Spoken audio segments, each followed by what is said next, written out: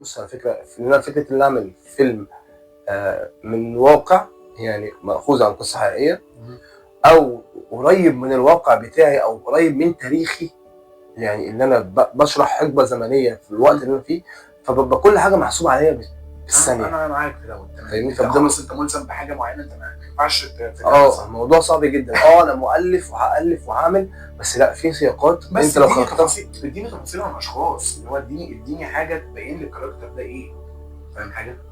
ما انا زي ما قلت لك، مش نقطه بص، فقره. انا شخص دخلت كيرة والجن، كنت موجود فيه في السينما. بس الصراحه ما طلعتش منه المبسوط زي ما انا كنت متوقع، من الفيلم كان واخد ضجه قبلها بسنه ولا بسنتين. من اول ما الفيلم اتمضى واتقال مين ابطاله، لا احنا متحمسين جدا. فكان واخد ضجه وبروباجندا كبيره جدا جدا. وكان متوقعين حاجه من مروان حامد، اللي هو عامل قبلها كان قبلها تقريبا على طول كان تراب الماس، او في الازرق 2. في الازرق 2 كان قبلها على طول. فانا متوقع حاجه جامده قوي من مروان حامد. دخلت، هو الفيلم مش وحش، يعني خلينا مقتنعين الفيلم مش وحش. انا مش خارج متضايق، بس مش مبسوط مش عشان مبسوط. انا مستني اكتر. كنت مستني احسن من كده بكتير من مروان حامد. فزي ما قلت لك، لو احنا مثلا جينا عملنا العركه بتاعتنا اللي احنا افضل فيلم ولا افضل 5 افلام لمروان حامد، انت انا مش هحط فيلم كيلوجي. تمام.